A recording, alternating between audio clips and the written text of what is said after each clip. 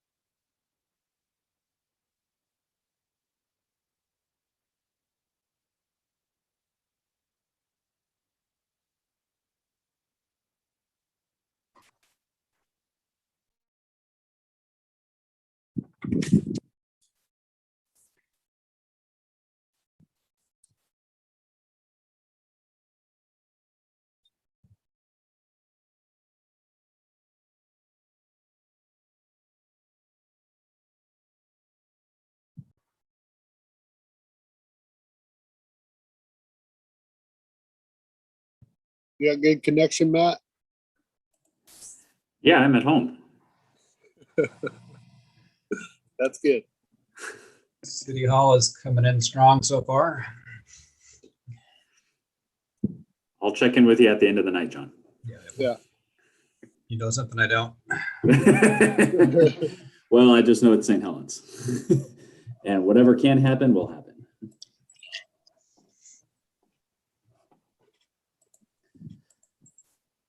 Rick, my plan was to turn off the video of everybody except the presenter. And then, Yep. So I was going to let you stay on until you open the meeting and then hand it off to John or Sue, I would assume. Yeah, I was just gonna say a couple things to introduce Dawn and Caitlin. Great. So I'll hand it off to Sue.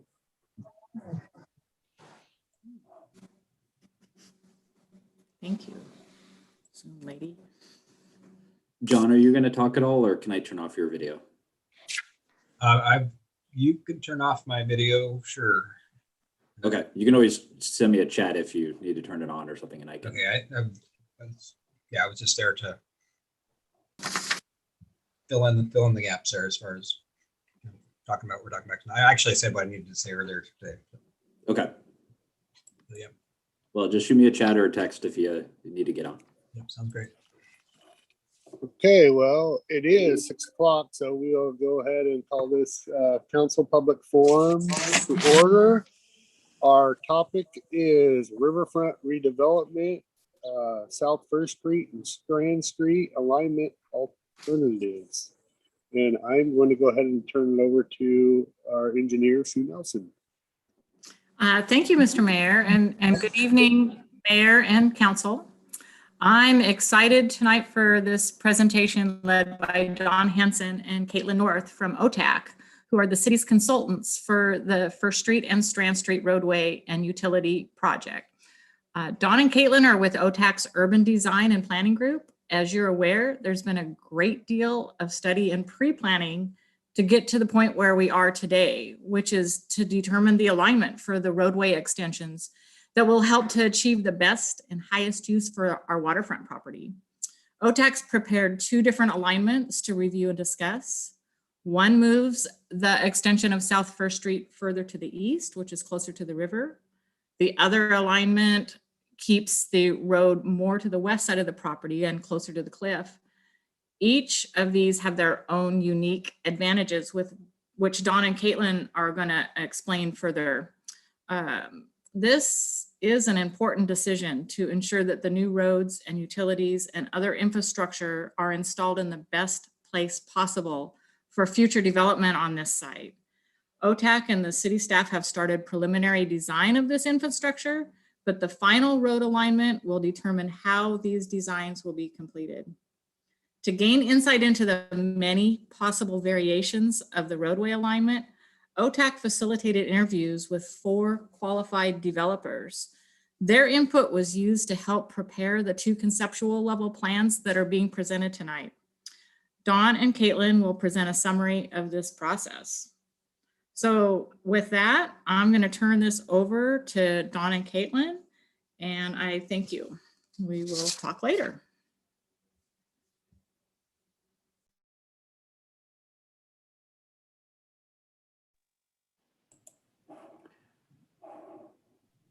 There we go.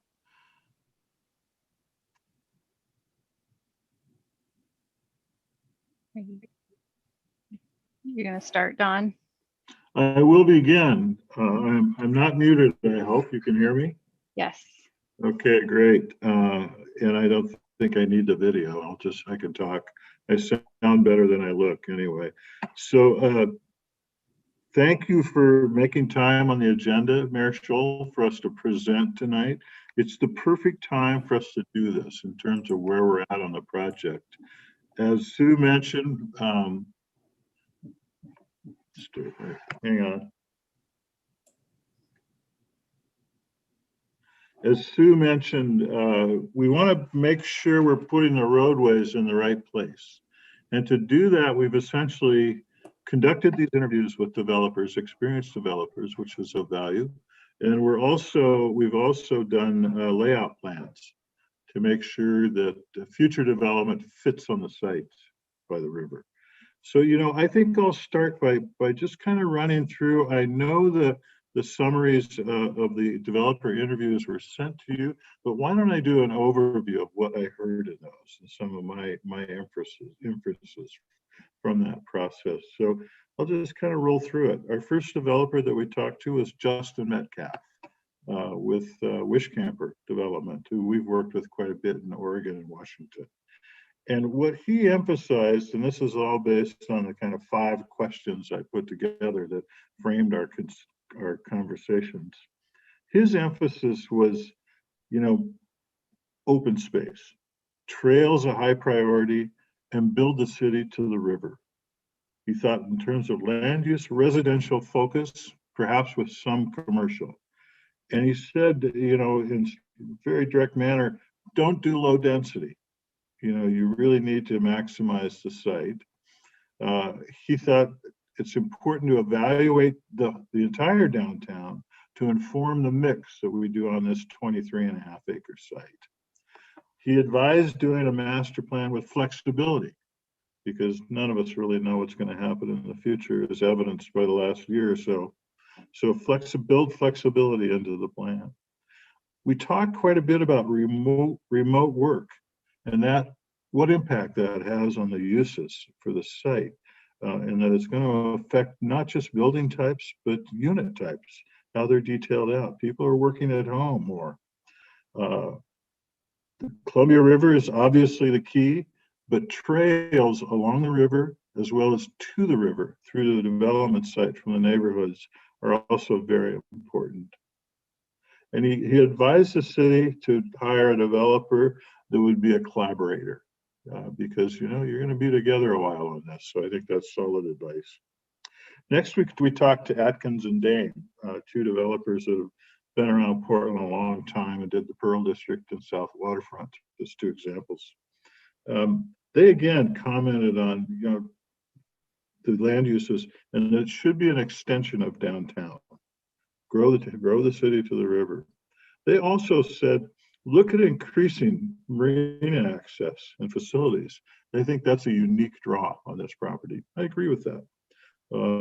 John Walsh mentioned at that point, marina site is probably most likely at the south end of the property, near the railroad trestle down in that area. One other common comment we heard, it's not easy to find the site from Highway 30. You all know where it is. It's easy for you, but for first-time visitors, if there is a tourism-focused part of this, might have trouble finding it from Highway 30. Residential will drive the mix. There'll be limited commercial that's locally oriented to people that live there. In terms of restaurants and dining, people will create the demand for that. So that kind of goes back to get the right density on the property, put enough people there to make it worthy of kind of a mix. We talked quite a bit about remote working today in the market. It limits the commuter days to work. Perhaps some people ultimately will just go into the office once or twice a week. And that favors this site in a big way. You don't have to worry about it being too close to Portland to be attractive to people. The next developer we met with was Tokala Properties. And he again said residential will drive the mix for the site. And as we thought, probably 3 to 4 story residential on the property. He thinks a hotel could be a great catalyst for the site and public attractor right on the river. His vision was a hotel that was very much like a lodge with the marina somewhat adjacent to the hotel. We talked to him about demographics and who he thinks is going to live there. And he thinks it's going to be a blend. I think all 4 developers did, and it should be designed as a blended community. And there'll be both existing residents and immigration to the site. People moving from other homes in St. Helens area and some people from outside of the area. It was interesting. He thought engaging with the river was also very important. He talked about architecture and the importance of that. It should be historic, but forward-looking architecture that's responsive to the downtown area.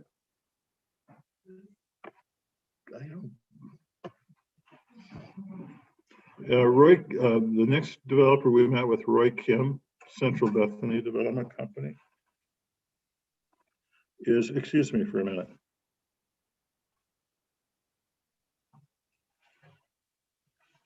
Okay, I'm back. Roy Kim, which was our last session and really quite interesting because I've known Roy for a number of years. He's a very quiet man, but he was very talkative in our session, which I was encouraged by. He loves the site. All 4 developers are keenly interested in the property. And I think all 4 of them have been out to the site. Some of them have come out and met with John Walsh on the property and actually walked it. His opening comment was that waterfronts are special, because people are attracted to the water's edge, regardless of where it is. And the other thing he says, this site's big enough for its own placemaking. It can identify its own characteristics and actually make a unique place on this site. He thinks that the existing downtown should be considered an opportunity, and whatever we do should be complementary to downtown. He would want to do a lot of market research to determine exactly what that is, but it was an interesting comment. He also thought wayfinding to the site's important. It's hard to get there from Highway 30 without some local knowledge. He thinks that the commercial strategy could either be local or it could be tourism, a broader focus. And he thinks using both makes sense. The density, it should not be overbuilt. It should fit St. Helens. This isn't the Pearl District. And then he thinks it'd be good to reflect the history of the city in ways on this site. And to respond to views, not just of the river, but beyond the river. So that summarizes what we heard. And then parallel to that interview process, we also did some zoning research and provided a summary that I hope made its way to the council that gave us further guidance on what plan options we should prepare. And I think that the zoning really backs up what we're thinking about the market in terms of 3 and 4 story structures on the property. So with that, I'll turn it over to Caitlin. Unless Mayor Scholl, there are questions that you want to ask now, I'll give you the choice. No, I'm good. Other than that, we do have a riverfront connector plan corridor that we starts out on Gable and comes all the way through to our Columbia Boulevard, St. Helens Street. So we are aware that we are hard to find. Well, I think once you're found, you'll be found often. This is a beautiful site, and it's no longer walled off along the river. It's a wonderful open space. So, And the beautiful thing about it is we have our that's in our urban renewal too. So yeah, I'm aware of that. Yeah, and the developers were keenly interested in that, Mayor. yep, that's all I have. Thank you. Okay, well, I'll turn it over to Caitlin to walk through the two plan options that we've put together. And again, remember, purpose of these plans is to make sure we put the roads in the right place, both Strand and First. So Caitlin, do you want to take us through the plan options? Yeah, I do see somebody has a hand up. Not quite sure how that works. Mayor, this is Matt. Would you like to have questions? Councilor Topaz has his hand raised, or we can wait till after to have questions.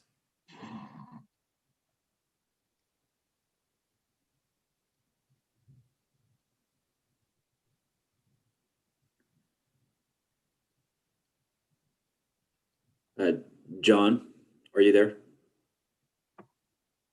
Yeah, I'm Waiting till after is fine. Yeah, Okay. we're not gonna take very long, so I think after is good. Okay, great. Okay. And then can somebody confirm that you're seeing my screen real quick? Yes. Okay, perfect. All right. I'm trying to get it as big as I can, but on the screen, it's kind of a challenge here. All right. Once again, my name's Caitlin North, and thank you for the opportunity to present. This has been a really fun project to work on. So I'm just going to dive right in with the west alignment. Let me zoom in a little bit here. All right, so the west alignment puts South First Street closer to the bluff. And as you can see, there will be some parallel parking in the middle. And then we have a little bit of angled parking on either end, which kind of ties into the existing development. This option creates 5 deeper blocks of development potential along the waterfront. And potential development could include the hotel and some commercial or office buildings, which is what we're showing here in Block B. The C blocks, we have townhomes and or flats. And then down here at the end where we had a little bit more space, we showed some multifamily buildings in Block D. Quick note, just to reiterate that the potential development shown here is conceptual only, and it's just meant to help you understand how the road alignment impacts the development opportunities. With that in mind, we did kind of purposely place our hotel here so it could capitalize on this viewpoint at the corner. And it also helps bookend the special waterfront and the Strand Festival Street with the courthouse. So that was kind of an intentional placement there with our hotel. This alignment leaves room on the bluff side for a meandering multi-use path along here. It also creates a looped trail with the waterfront around the entire property. There's future pedestrian access points through each of the blocks and a location for a future pump station. We also included some trailhead parking that would connect to the existing stairs up to the Nob Hill Nature Park. And then let's talk about Strand Street a little bit. Let's zoom over here. So for this east-west alignment, we tried to prioritize this connection from Tualatin Street for the pedestrian all the way to the waterfront. It also maximizes the development here on Block B. And with the bulb, it provides a potential drop-off location at the intersection of where Strand Street turns the corner here.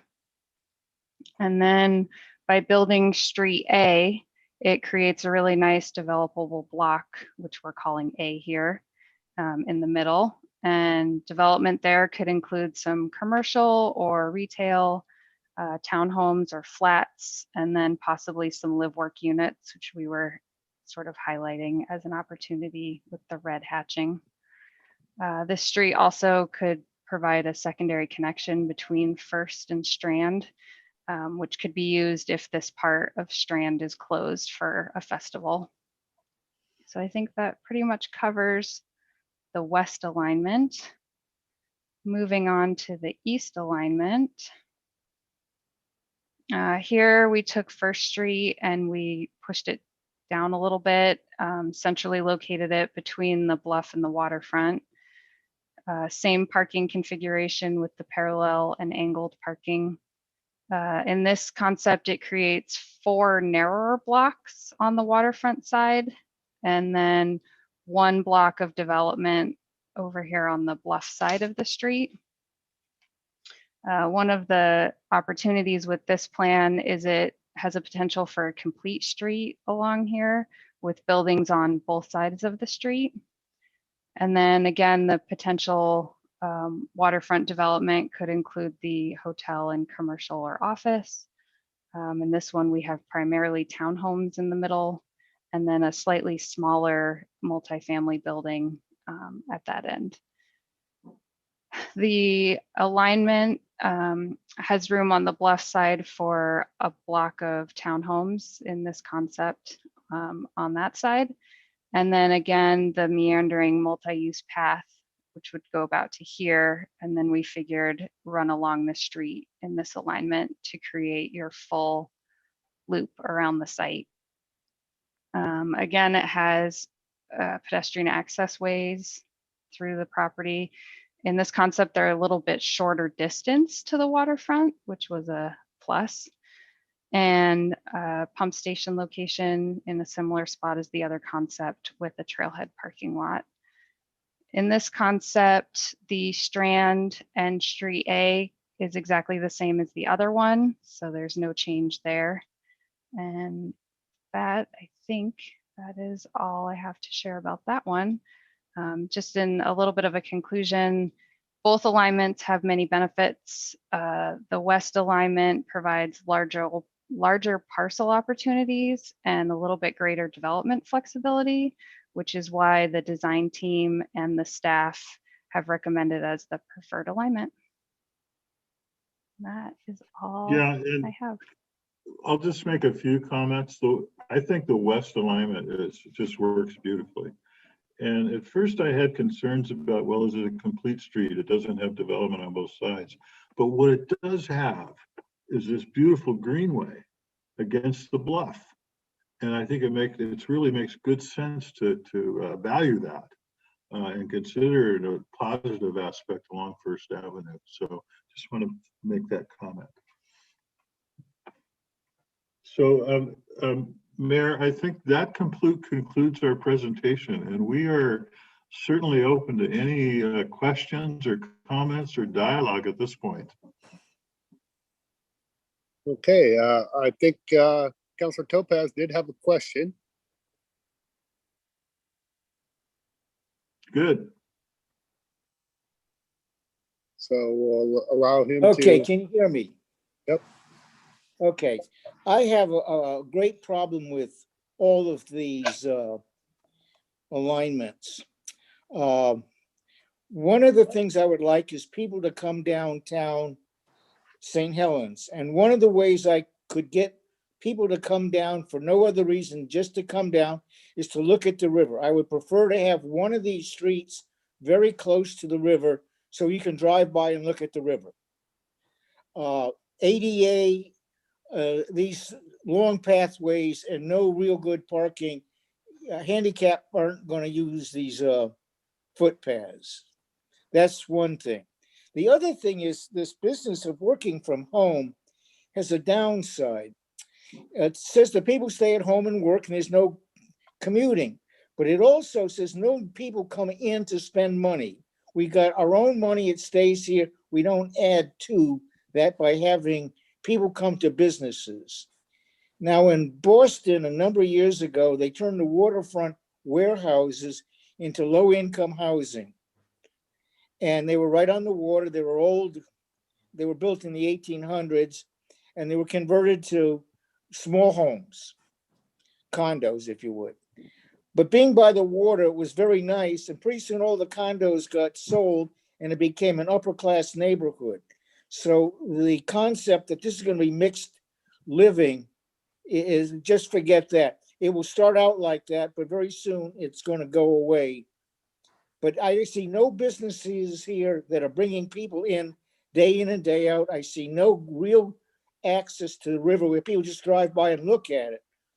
I have to agree with you, getting to St. Helens, our connector plan, the Route 30 is a mess. We've just seen a month and a half of nothing happening with the Millard Road because there's some screw ups there. So I think in order to get people here, we need a road to the river. And we've got to somehow convince the state to get across that railroad and off Route 30 before we really do anything else. Because just housing is not going to bring in new money.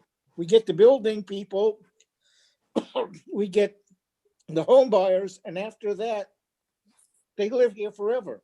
They don't bring in new money. And we need industry of some type, businesses that have offices here where real money turns around.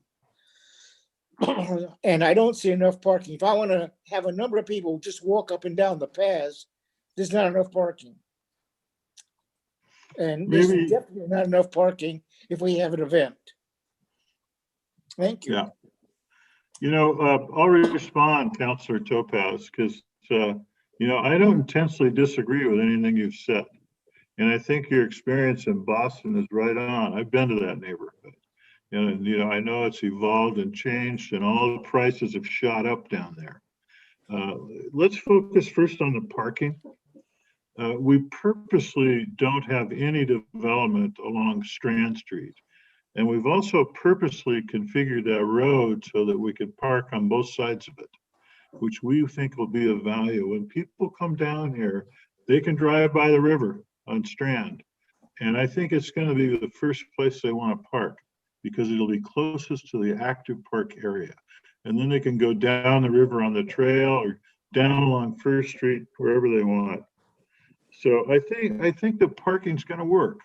Caitlin, can you give you some numbers on the parking counts? But I feel comfortable with what we got. I didn't want to overpark it because we don't want waterfront parking lots. We want waterfront places where people can live and work and recreate. Your comment about the economy of it and not doing more businesses. Please remember that these plans are very conceptual, high level. I think if there was more business and commercial in here, it wouldn't be bad at all. And I think it would still fit better on this Western alignment option that Caitlin's put up on the screen right now. It's pretty flexible. So I think your comment on bringing tourism dollars into the community is right on point. And we think that's why we've shown a hotel. We anticipate that there'll be ground level retail on some of these buildings within here. We'll play that by ear, but the sites are certainly configured to accommodate that. So those are just a few comments. I think your points are well taken and I appreciate it. The retail is not that much of a heavyweight moneymaker. The road I'd like to see along the river, a few 100 yards is not something people are going to drive through St. Helens to look at the river. You need a good hunk of ground to view the river. Parking, if we have events, somehow we've got to figure out where to put a lot of cars. But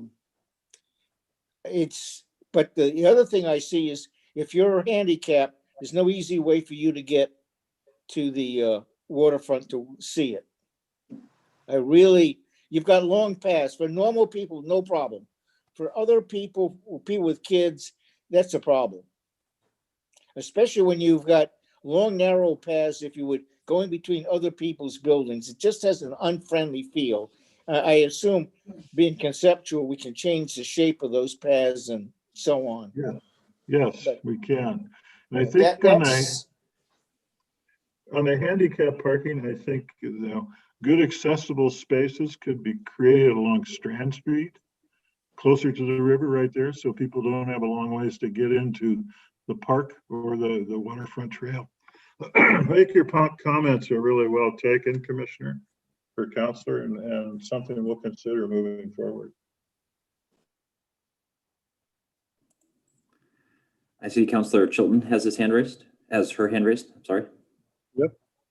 Thanks, Matt. So when Counselor Topaz is talking about the road, I can't help but just worry. My immediate thought looking at this is I don't think that there's enough public access on that riverside. And I know that we've done some surveys recently and there's a lot of things people are expecting to see over there. And it doesn't look like there's a lot of room left for that space. So maybe down the line, we can look at that a little bit further, but it is concerning just looking at this and thinking about the things people are expecting to see with beaches and, lots of easy access over there for all the, bird watching and all these things people have that they want to see. And it just doesn't look like there's a lot of space left on that left side of the road for the public. So that is concerning to me off the bat. I did want to also say that I read through all of these developers' answers, and I was very, very impressed with Roy Kim and his answers and his focus on St. Helens as a community. And he really, really hit it spot on with, I think, the vision that we need to have for our community. And I just wanted to say I was very impressed with him. Thank you, Counselor. I was impressed with Roy Kim's comments too. And actually, John Walsh provided me with a link to watch a presentation of a project he's doing on the Columbia River in Washougal, upstream a ways. I would love to see that if you could share that. Yeah. Perhaps John could get you the link. It's about, it's about a 20-minute presentation, but I just like the way he considered the land uses on that project and the amount of space along the river. Everything about it felt right to me. And it also felt relevant to what you're considering in St. Helens. Awesome. Thank you. Mm-hmm. Counselor Berkeley, you had your hand raised a little bit ago. Yeah. Hey, before I say anything, I just want to make sure, since we have limited time and this is a public forum, and I know that we as a council are going to have plenty of time to talk about this. I just want to make sure that maybe we give priority to any citizens or residents, give them an opportunity to speak, again, because of our limited time, and that we will be having more than ample opportunity to discuss this as a council. Thank you, Patrick. Counselor Topaz, you have your hand raised again.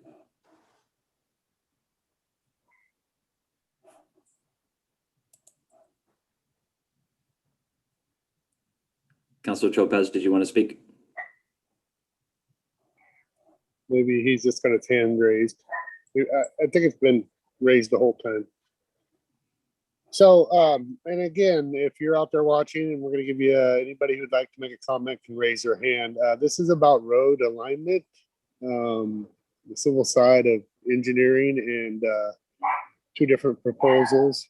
If you've been following it, I like the fact that the park has been expanded even more than I anticipated, because the existing buildings are right where the first street is with their parking, and what a big waterfront park we have now, and the whole entire edge of is public lands, that whole boardwalk, all the way around, wrapping it in. So it's what people are used to walking right now. I like both plans, but I like this one better. I see a lot of people walking their dogs down there nowadays. They sure do, yes. Jason Morris, you have your hand raised. Thanks. And thanks for putting this meeting together, y'all. So as somebody who works at a clinic down here and just already experiences the daily parking with people coming to eat down here, enjoying the businesses, and people who live down here, what does these two proposals show us on how that would grow? Because as a business down here, you get Wednesday through the end of the week, it does kind of get hard for people who live here already and the buildings that are in existence, as well as people who want to frequent the businesses that are already here. So can you talk more about that with the parking that's been proposed? Yeah, I'll start on that, Jason, and then Caitlin may have some comments too. Right now, what we're proposing is completely on-street parking on the extension of Strand Street, on A Street, and then, of course, parallel parking on First Street all the way end to end. We haven't really thought about putting any big group civic parking lots in the district. We're just thinking that the on-street parking can handle it, and there'll be parking to meet code on any development parcels that are in here. And the code's specific on that and the requirements for the amount of parking. So you wouldn't see people that live down here parking in front of your clinic, as an example. So I think we're really relying on that on-street parking for development parcels and the on-street parking, much as downtown St. Helens does today. We want to continue that pattern rather than doing a big municipal parking garage or anything else. So, that's the approach right now. I appreciate your comment. It's really good to hear somebody from someone who goes to work down there every day. So thank you, Jason. Yeah, so I'll just tag on to that with a couple numbers. The parking that you're seeing shown here in white, the white areas, is roughly 215 spaces. And it's about the same for each alignment. So this is the west alignment. For the east alignment, I think we gained maybe 3 more spaces because it's slightly longer. So roughly 215 spaces additional public parking. And all these businesses, the gray blocks in between are designed parking, estimated what would be a parking spot, right? Yes. Correct. Right. So Yeah, this, and if people want to go denser on those parcels, they can park under their buildings too. That's an option. And the buildings themselves will have to accommodate whatever standard is needed for parking for the size of the building. That's correct. Both the size of the building and the number of units.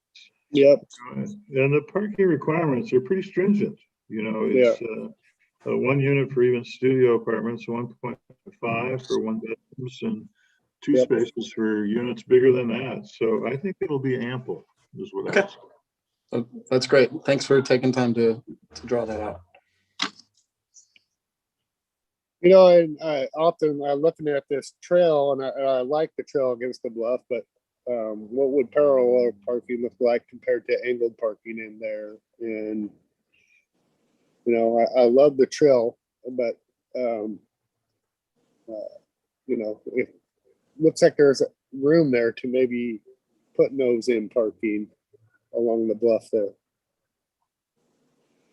When you say that, are you thinking that parking would be, you'd go into a parking lot from First Street? Or that you'd simply turn the parallel spaces into angle? Angled parking, yeah. How many spaces would you gain? Probably not a lot, but I'm just wondering how many. Yeah. And then we as a city actually own 3 and 4, where you see on this map. Yeah. Which is a fairly decent sized area right there. That could be a fairly decent parking lot right there.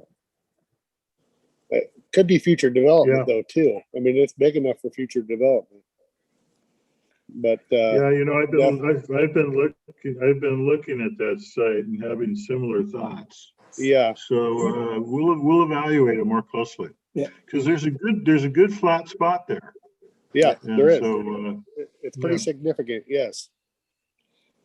One of the questions that I have with whatever parking we have in this layout, how easy is it to move, say, 100 cars in and out? I'm now trying to think of what the traffic flow looks like. It shows you that we got them here, but how about getting them here and getting people out? How comfortable is that? This looks like a residential area as compared to a commercial area or an industrial area. That right angle turn is an SOB. No, not there where you tee into the First Street, that part. That's going to be, a bummer for people trying to stop and go. And just having a lot of people, say around 5 o'clock or 8 o'clock in the morning when people are coming and going. Yeah, I think from the, good point. I think from the development parcels, there'd be, probably at least 3 or 4 other driveways that come out onto First Street. So, our hope, and again, please remember, this is a high level concept. Our hope is that would distribute those access points and the traffic volume is a bit more evenly. One of the problems I've heard recently with parking is Amazon, because so many people are shopping over the wire.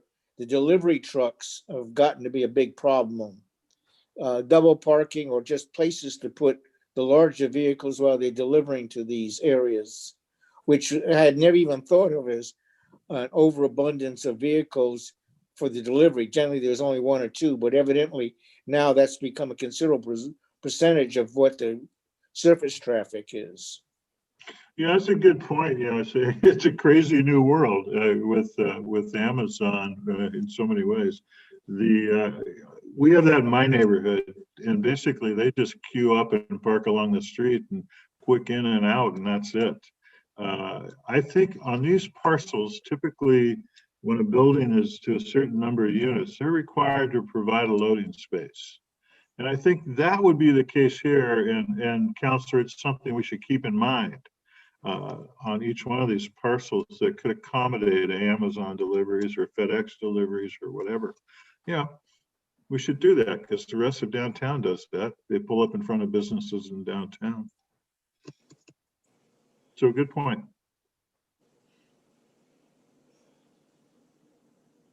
I like the bulb out. I really like that. And if there's any other citizens that want to jump in, I've been watching and I haven't seen no hands up, but I just like that. Could also be a great wheelchair drop off spot too, to that sidewalk right there as well. And just to offload somebody and get parked. Excellent for somebody who's handicapped. So we saw it as the best solution there.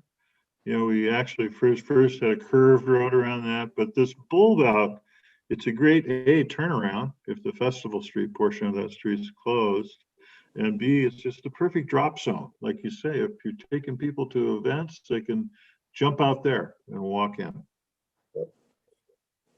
Make sure and put some signs there saying loading zone or something. And that way people just know they can't leave their vehicle there. Yeah. We put it in as loading or a 5-minute zone or something like that. Yep. Other counselors have any questions, comments?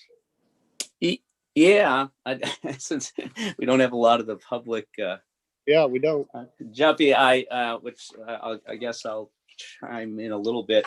I think both options are pretty solid. I was initially first attracted to the east alignment because, as you know, I love green space and that sort of thing, but it does look like, actually, I'm thinking with the west alignment, it might provide for more possibility of that even closer to the river. So I like the idea of coming down the 12th Street, down the stairs, of keeping that area as part of maybe the green space, the trail system, and absolutely no road along along the river, not with our planned river walk to go along the whole length of that property there.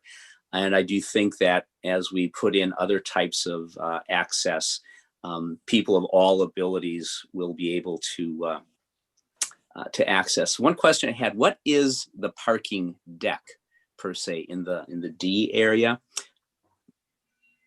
I thought I could talk about that a little bit. We thought that parcel in particular is big enough that we may do 2 levels of parking.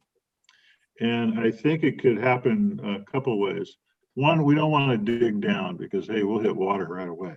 But 2, we'd do it on grade, probably under the building footprints or between the building footprints. Cool.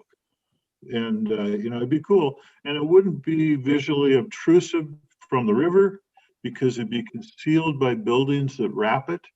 or from First Street, or actually from the block too. So it's an idea we thought we should exhibit on at least one of the parcels. The parcel D was big enough to do it. One Okay. of the problems you may have down there is that is built on fill, and the fill was slabs. When the timber industry did, they just filled that up with junk wood and covered it over. So be careful in that part of the world. Well, I agree with you. That's why I'm not anxious to excavate for a parking garage anyway. Yeah. I'd So- rather hover above that.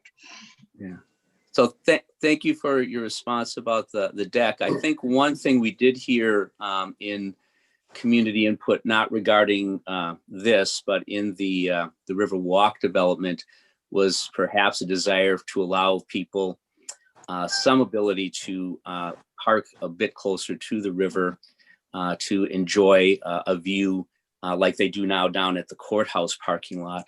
So that looks to me like that might be an option to provide some limited parking for that opportunity for people who might find it necessary to get closer to the river in their vehicles. So, but I do think, and Don, I think you mentioned in your presentation about something about zoning information or zoning options, and I don't recall seeing that in the information that we had preparing for this. So if that's something that I know city staff has, they could provide, I'd love to see that information. We can make that happen, Counselor. We did a zoning summary, which kind of goes through the ordinance and picks out just that which is relevant. So it's like the cliff notes of a zoning ordinance, which is good for all of us. And we can make sure that's forwarded on to you. I was just reading through it today, and it's really just a quick reference on the do's and don'ts down here. Yeah, I'd appreciate that. I'm the council liaison to the Planning Commission, and I could use any help available to help me in that role and go through all this code and zoning stuff.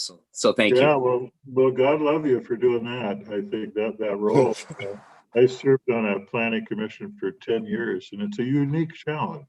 I didn't volunteer, I was appointed, but I gladly accepted. Oh, you were drafted. Okay, that's different.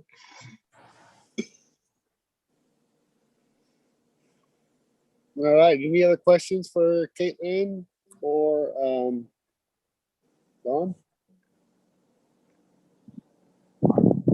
I do not see any. Not seeing any either. Okay, well, thank you for your presentation. We greatly, I was trying to show my face, but Matt still won't let me, so that's all right. But thank I'll you use my imagination there. So. There I am. There you are. Okay, so thank you guys for your presentation, and we look forward to, I think most of us like the second proposal. Great. So, yeah. Good. Well, we'll look forward to an opportunity to come out and meet you in person one of these days. Yes, and if you could look at just that 3 and 4 area for parking, I don't know what, talking to developers, are we throwing away a good chunk of property, or is parking that should be utilized for? It's one the more- one right by the bluff where the stairway. Yeah, comes down. coming down that 12 to, yep. It might, Caitlin and I'll take a look at it, because I think that could be done without much disruption to the quality of the plan. I think there could be quite a few parking spots in that small area, and if we could answer for our public that, yes, we did go above and beyond what that would be Okay. ideal for us. So, Okay. all right. Good. Well, I guess it's good evening. Yes, well, we're getting ready to go into one at 6:50, so we're just going to have a few-minute break here. So, Great. thank you again. All right. Thank you. All right. Good night.